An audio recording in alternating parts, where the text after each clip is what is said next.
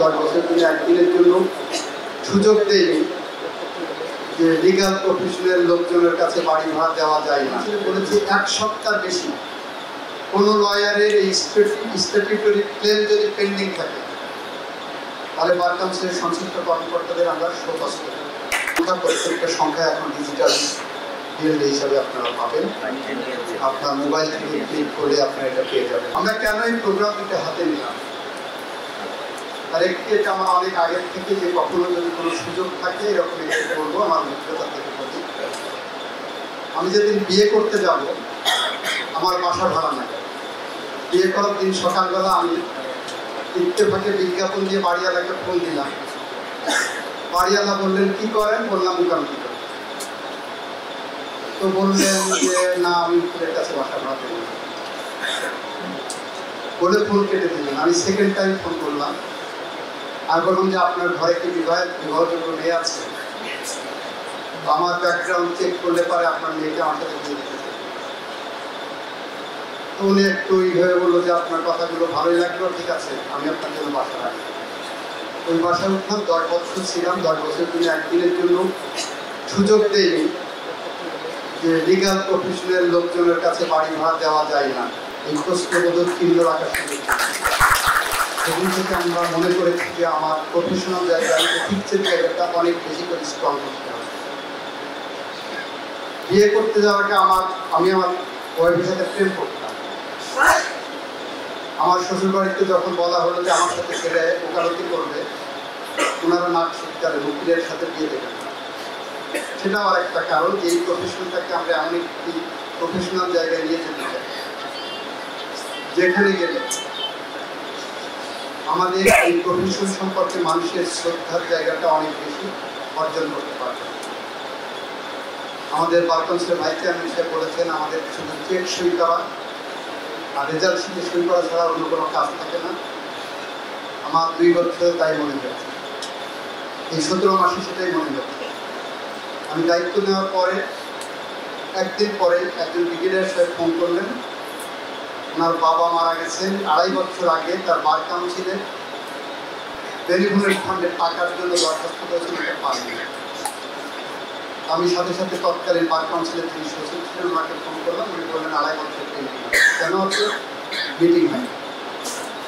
Benefit ফান্ডের টাকা তার স্ট্যাটিউটরি ক্লেম, এটার মিটিংয়ের কি আছে আপনি দেখবেন। সংশ্লিষ্ট বারে কাগজ আসছে কিনা, বারের থেকে রিকমেন্ডেশন আসছে কিনা, ডেথ সার্টিফিকেট আছে কিনা, সাকসেসফুল সার্টিফিকেট আছে কিনা, এটা দেখে আমি সঠিকভাবে পদক্ষেপ নিলাম। আমরা এখন বার কাউন্সিলে বলেছি 1 সপ্তাহ বেশি কোনো লয়ারের এই স্ট্যাটিউটরি ক্লেম যদি পেন্ডিং থাকে তাহলে বার কাউন্সিলের সংশ্লিষ্ট কর্মকর্তাদের আমরা শোকজ করি। টানা তৃতীয়বার অর্জন করেছে দেশের সেরা সুপার ব্র্যান্ড স্বীকৃতি বসুন্ধরা টিস্যু। এই জায়গা থেকে আমরা আপডেট করে রেখেছি। আমাদের এখানে একটিও এখন পেন্ডিং নাই বলে আমার সচিব সাহেব জানাবেন, এবং কোনো শোকজ এখন পর্যন্ত করতে হয়নি অ্যাপ্লিকেশন। আমরা একাডেমিক্যালি যারা ঢুকছেন অত্যন্ত দুঃখের সাথে জানাচ্ছি, গত আমি যখন ফাইবার বলে বসেছি, আমি 5 দিন বসলাম।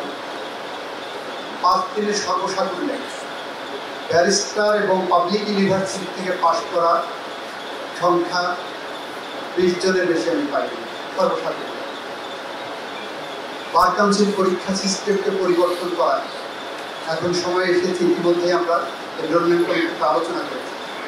বাইরের থেকে যে ছেলেটা পড়ালেখা করে আসছে সে কিন্তু এখানে একজন কোর্ট ক্লার্কের সাথে কম্পিটিশনে টিকবে না, কারণ বিদেশ থেকে যে কারিকুলাম ফলো করে এসছেন সেই কারিকুলাম দিয়ে যদি তাকে আপনি এমসিকিউ ভর্তি করে দেন আর রিটেন পরীক্ষা দিতে দেন, সে কিন্তু এখানে কোর্ট ক্লার্কদের সাথে টিকবে না। এবং আমরা বার কাউন্সিল ভাইরা বলি কোর্ট ক্লার্করা যারা বেসরকারি বিশ্ববিদ্যালয় থেকে পাশ করে এসে তারা সাকসেসফুল এমসিকিউ রিটেন এবং ভাইভাতে ভালো করেছে। আমরা এরকম একটি সিস্টেমের পরিবর্তন চিন্তা করছি। গতদিন আমাকে এক্সিকিউটিভ বডি চেয়ারম্যান এটা রিপিট করেছেন। আমরা নেক্সট বার কাউন্সিল মিটিং আলোচনা করব বলে আমরা চিন্তা করতে হবে। আমাদের প্রফেশনাল ডেভেলপমেন্ট খুবই জরুরি। এখানে আমার অনেক সহকর্মীরা আছেন হয়তো মাইন্ড করতে পারে, এখন পর্যন্ত প্রপার একটা পিটিশন ড্রাফট করার জন্য তাদেরকে চারতলায়, যেটা জয়লাল বিষয় করলেন, চারতলার সহযোগিতা নিতে হবে। ইন্ডিপেন্ডেন্ট 10 বছর 15 বছর প্র্যাকটিস হয়ে গেছে, ইন্ডিপেন্ডেন্টলি একটা প্রপার গ্রাউন্ড এখন পর্যন্ত আর্টিকুলেট করতে পারছেন না। সেখানে মিস্টার জাস্টিস সৈয়দ রেফাত আহমেদের ইংরেজির সামনে দাঁড়িয়ে আপনারা প্র্যাকটিস করবেন, আপনাদের সেইভাবে প্রস্তুত নিতে হবে।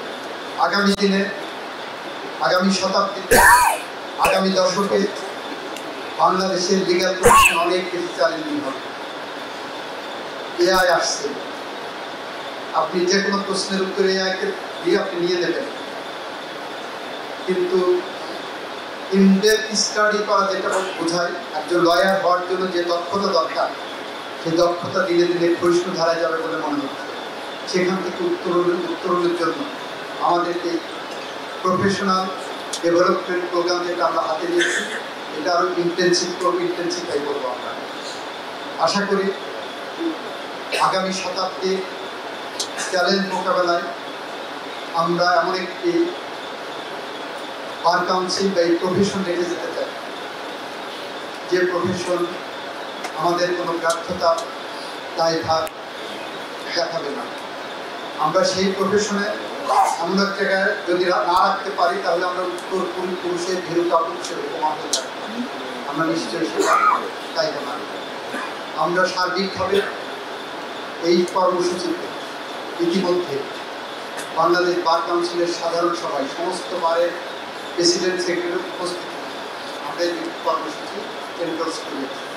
জেলা অফিসে প্রথমবারের মতো ইন্টার্নশিপ প্রোগ্রাম আমরা চালু করেছি।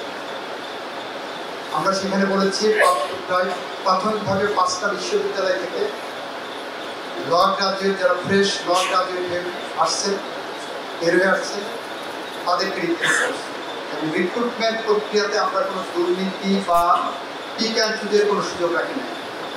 আমরা বিশ্ববিদ্যালয় কর্তৃপক্ষকে বলেছি, আপনার ডিপার্টমেন্টে 1 থেকে 5-এর মধ্যে, আমি যদি 5 জন নিই তাহলে 1 থেকে 5-এর মধ্যে যাদের রেজাল্ট তাদেরকে আমাদেরকে দেবেন। যদি 3 আসতে না পারে 6 দেন, 4 আসতে না পারলে 7 দেন। আমরা এই প্রক্রিয়ায় ইউএনডিপির সহযোগিতায় আমরা প্রথমবারের মতো ইন্টার্নশিপ প্রোগ্রাম চালু করেছি। আমাদের টার্গেট প্রতি বছর যদি আমরা 200 ইন্টার্নশিপকে এভাবে একদম ক্লোজলি হাতে কলমে শিখিয়ে দিতে পারি। এই ইন্টার্নরাই জুডিশিয়ারিতে যাক, কর্পোরেট সেক্টরে যাক, প্রফেশনে আসুক, সমস্ত জায়গায় বেকার থেকে ভালো করবে বলে আমাদের প্রত্যাশা থাকে। আমি আমার বক্তব্য দীর্ঘায়িত করবো না। অধীর আগ্রহে ডিকশনারি খুলে দিয়ে, কম্পিউটারে ডিকশনারি খুলে দিয়ে বাংলা এবং ইংরেজি মনোমুগ্ধকর বক্তব্য শোনার প্রত্যাশা রেখে আমি আমার বক্তব্য শেষ করছি। খোদা হাফেজ।